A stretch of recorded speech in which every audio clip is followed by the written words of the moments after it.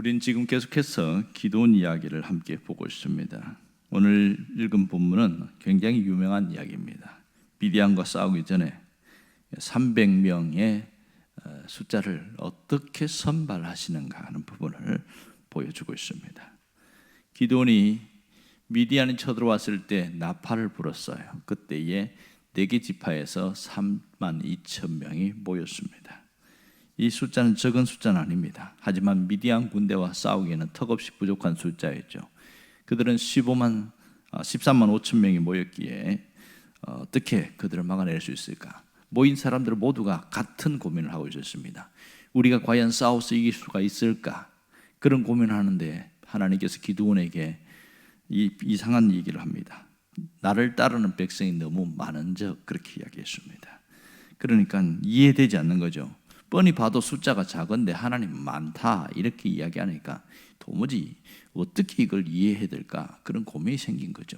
그런데 하나님 한 걸음 더 나아가서 야 돌려보내라. 두려워하는 사람, 떨는 사람, 전쟁하기 싫은 사람은 빨리 보내라. 그래서 돌려보냈어요. 그러니까 집에 가는 사람 얼마나 신났겠어요. 무려 2만 2천 명이 돌아갔으니까 굉장히 신나죠. 자, 그런데 남아있는 사람이 10,000명입니다. 이 10,000명이 서로 쳐다보면서 계속 안 간 것을 후회하는 사람도 있었을 겁니다. 그런데요, 하나님이 아직도 너무 많다 이런 얘기를 합니다.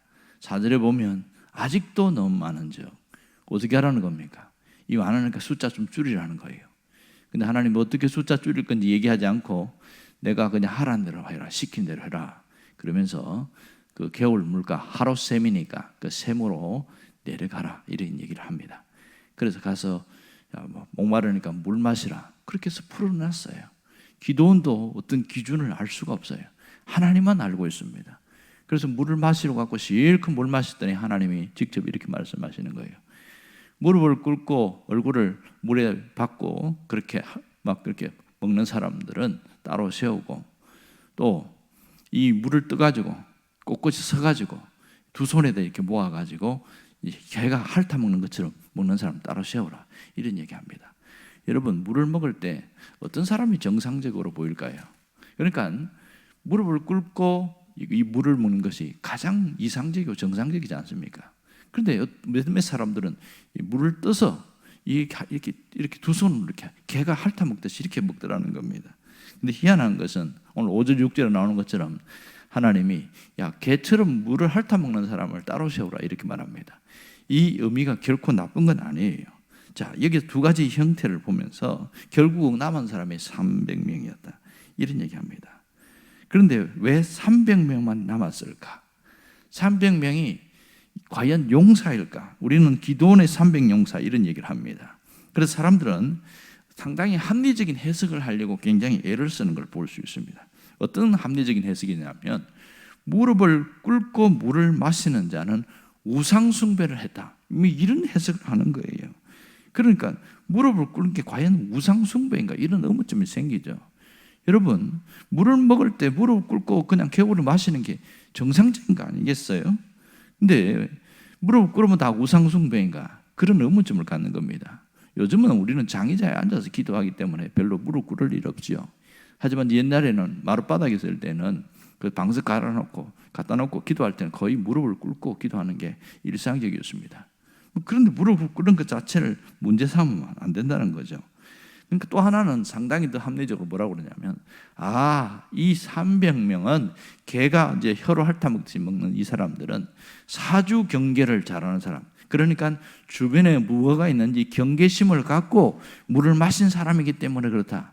근데 이런 해석이 상당히 합리적으로 들리는 경우가 많습니다. 또 이렇게 설교하는 분도 있기도 해요. 근데 하지만 지금은 전쟁을 하는 때가 아닙니다. 아직 전쟁하기 직전이에요. 그러니 두루두루 이렇게 해서 경계심을 가지고 적이 올 건가 말 건가 그렇게 할 필요가 없는 거죠. 그래서 하나님이 그런 사람을 뽑아갔다. 그런 얘기를 많이 하더라고 보니까. 그런데 사실 보면 꼭 그렇지만도 않은 것 같습니다. 그러니까 두 손에다 물을 이렇게 움켜쥐고 핥아 먹는 사람을 뽑았는데 왜 그 사람을 뽑았는가? 결론을 이야기하면 이유가 없습니다. 그냥 하나님이 숫자를 줄이기 위해서 그 사람을 선택한 것밖에 없지 그들이 특별한 능력이 있거나 아주 탁월한 사람이거나 절대 그런 사람이 아닙니다. 아무 이유가 없는 거예요. 하나님은 숫자를 줄이기 위해서 하는 겁니다. 만일 이 두 손으로 물을 핥아 먹는 사람이 500명이다. 그러면 하나님은 500명 갖고 아마 전쟁하러 갔을 겁니다. 어쨌든 숫자를 줄이는 게 목적이었다는 것을 오늘 알 수가 있는 것이죠. 자, 그러면 여기서 우리는 기도원과 300용사 이러니까 굉장히 대단한 사람처럼 생각합니다. 옛날에 스파르타에 나오는 300명 그처럼 말이에요. 그런 사람 아닌데도 그렇게 얘기합니다. 자, 그러면 여기서 물을 핥아서 먹었다는 것은 무슨 의미인가? 그 다음에 이 300명은 어떤 의미를 갖고 있는가? 이것을 우리가 깊이 생각할 필요가 있지요. 결론적으로 보면 300이라는 숫자에는 어떠한 의미도 아무것도 의미가 없는 숫자라는 것을 먼저 인식하고 가야 됩니다. 이런 경우를 어떤 분이 설명을 한 걸 봤어요. 이 300명에 대해서 축구 경기를 가지고 설명을 하는 분이 있더라고요. 축구 경기할 때 보면 각 선수마다 각각 11명씩 나와서 그렇게 해서 축구 경기를 합니다. 그런데 하다 보면 반칙을 했을 때에 레드카드를 줍니다. 그러면 한 명 퇴장하지요. 그리고 또 반칙을 하면 또 퇴장합니다. 그러면 11명이 들어 시작했는데 9명이 싸우잖아요. 몇 명까지 퇴장이 하는가 봤더니 5명까지 퇴장을 하더라고요. 그럼 만일 축구 경기에서 5명까지 퇴장하면 그 다음에 경기 안 합니다. 6명하고 11명하고 싸우면 이건 경기 자체가 안 된다는 거예요. 자체가 바로 경기가 바로 끝 종료 이렇게 해버린다는 겁니다. 근데 그런 얘기를 하면서 이 지금 13만 5천 명을 전 군인을 두고 300명이 싸우는 것은 바로 이와 같다. 그런 얘기를 하는 거예요. 결국은 무슨 얘기인가 하면 이 300이라는 숫자는 우리가 할 수 있는 것은 아무것도 없다. 이게 핵심입니다. 우리가 할 수 있는 것은 아무것도 없고 다만 할 수 있는 것은 하나님 살려주세요. 그것만 할 수 있다. 이게 핵심입니다. 오늘 여기서 물 먹는 사람을 구분하는 이 내용을 통해서 우리에게 주는 중요한 교훈들이 있습니다. 그것은 하나님이 쓰시는 사람들은 특별한 기준을 갖고 있다는 것 생각을 버리라는 거죠. 깨트리라는 겁니다. 우리는 자꾸만 그런 생각을 합니다. 하나님이 세워놓은 나름대로 합당한 기준이 있는데 그 기준에 통과한 사람들은 하나님이 쓰신다. 이런 생각을 갖고 있습니다. 그래서 하나님은 용맹한 사람, 마음의 준비가 된 사람, 재능이 있는 사람, 싸울 어떤 힘이 있는 사람, 이런 사람을 하나님이 선택해서 하나님이 사용하신다. 그런 생각을 합니다. 하지만 우리의 생각과 하나님의 생각은 확연하게 다릅니다. 하나님은 때로는 오히려 부족한 사람, 세상적으로 볼 때 무능한 사람, 스펙이 하나도 없는 사람, 가난한 사람, 그런 사람을 오히려 더 들어서 사용하는 경우가 굉장히 많습니다. 여러분, 신자들은 누구나 하나님께 쓰임받기를 원해요. 신앙인들은 일생 동안 경험하면서 가장 보람있게 느끼는 게 뭐냐면 하나님께 쓰임받고 하나님의 일꾼으로 살다가 가는 것, 그것을 굉장히 귀하게 여깁니다. 그런데 흥미로운 것은 하나님이 쓰시는 사람에 대한 기준을 여전히 세상의 기준을 끄집어와서 그렇게 갖다 붙이는 사람들이 굉장히 많습니다. 그래서 교회 안에서도 세상의 기준들이 활개를 치는 그런 일들이 참 많습니다. 그래서 뭔가 부와 권력과 명예가 있는 이런 사람들이 귀하게 여기고 오히려 별 볼 일 없는 사람, 세상적으로 볼 때는 그렇게 인정받지 못한 사람은 귀하게 여기지 않은 그런 성향이 있습니다. 과연 하나님도 그렇게 하시는가? 하나님은 결코 그렇지 않지요. 재능이나 장점이나 능력이나 그걸 보고 하나님이 쓰시는 게 아니라는 걸 알아야 됩니다. 여러분, 예수님이 뽑은 12제자 있지요. 보통 진짜 하나님이 이런 사람들 뽑으면 돈 많은 사람 뽑아야 됩니다. 그리고 이 예루살렘에 있는 권력층에 있는 사람들을 뽑아야 됩니다. 근데 하나님은 거의 대부분을 예수님이 누굴 뽑았냐면 갈릴리에 있는 사람들을 뽑았습니다. 어부가 대다수가 있죠. 12명 중에 어부가 무려 4명 이상이나 되니까요. 그러니까 그들은 어부하면 평생 이 갈릴리 바다에서 일하던 사람들입니다. 그리고 배우지 못한 사람들이 대부분이었어요. 공부를 좀 했다 하는 사람은 아마 가룟유다, 나다나엘 이런 사람 정도 되겠죠. 그리고 세리가 거기 있습니다. 세리는 뭡니까? 돈은 있는데 욕을 엄청 먹는 사람입니다. 저 사람을 쓴다고? 저런 사람은 제자가 되면 안 돼.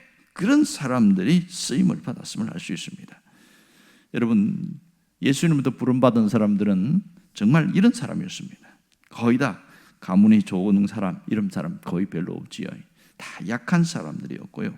결국은 이런 사람들이라고 해서 그러면 모두 다 쓰시냐? 그건 아니지요. 하나님이 쓰시는 사람의 기준이 뭐냐는 거예요. 그것은 하나님을 의지하는 사람, 끝까지 하나님을 붙드는 사람이 쓰임받았습니다. 자, 여러분, 선택받은 300명 보십시오. 그 중에는 약한 사람도 있고 또 그 중에는 그렇게 뭐 힘이 없는 사람도 있고 막 그랬을 거예요.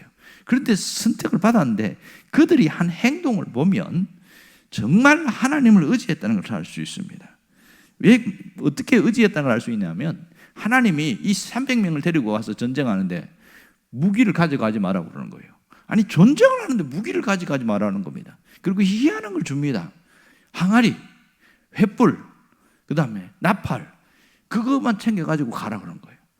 지금 13만 5천 명 적진에 그것만 갖고 가서 전쟁하는, 이게 말도 안 되는 거잖아요. 어떤 분은 이걸 뭐라고 표현하냐면 자살 특공대, 가미가제다 이렇게 얘기합니다. 이게 구약의 가미가제가 여기에 있구나 이런 얘기를 하는 거예요. 그 정도로 심각합니다. 그런데요, 이 300명이 잘한 건 뭐냐면 하나님을 의지했고 하나님을 의지하는 기도원이 하는 말을 그대로 따라서 움직였다는 거예요. 그들이 잘한 건 그거밖에 없습니다. 그러니 하나님이 어떤 사람을 쓰시냐? 하나님을 의지하는 사람, 끝까지 하나님을 붙드는 사람, 이런 사람을 쓰십니다. 약점이 있지만 그 약점이 아니라 하나님을 의지하는 사람, 이 점이 대단히 중요한 것이죠. 여러분, 우리는 이렇게 하나님께 쓰임받는 사람 되기를 원한다면 끝까지 하나님을 의지해야 됩니다.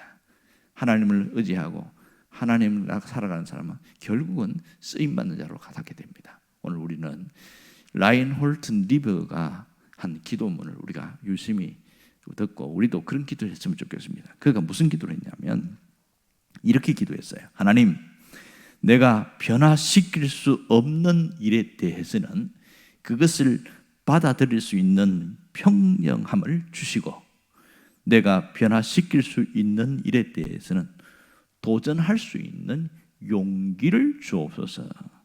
그리고 이 두 가지의 차이를 알 수 있는 지혜를 주옵소서.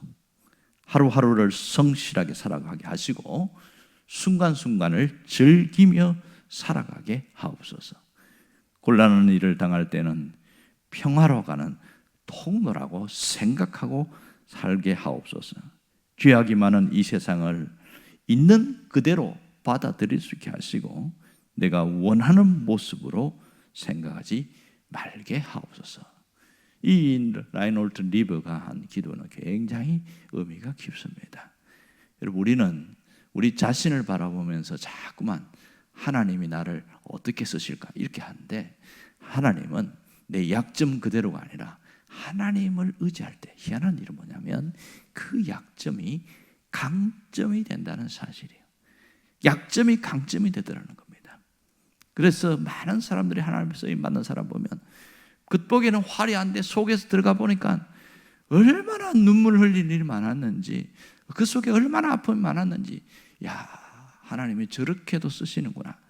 결국은 통일해요. 구약이나 신약이나 지금이나 언제 어떻게 쓰임을 받는가?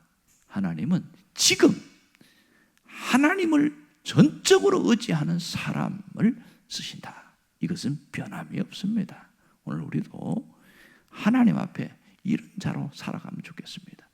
변화시킬 수 없는 것에 대해서는 받아들이는 마음이 있어야 되고, 변화시킬 수 있는 것에 대해서는 내가 이걸 바꿔야 되겠다, 도전할 수 있기를 바랍니다. 그리고 이 두 가지를 구분할 수 있는 지혜가 있어야 됩니다. 오늘 하루를 어떻게 살 것인가?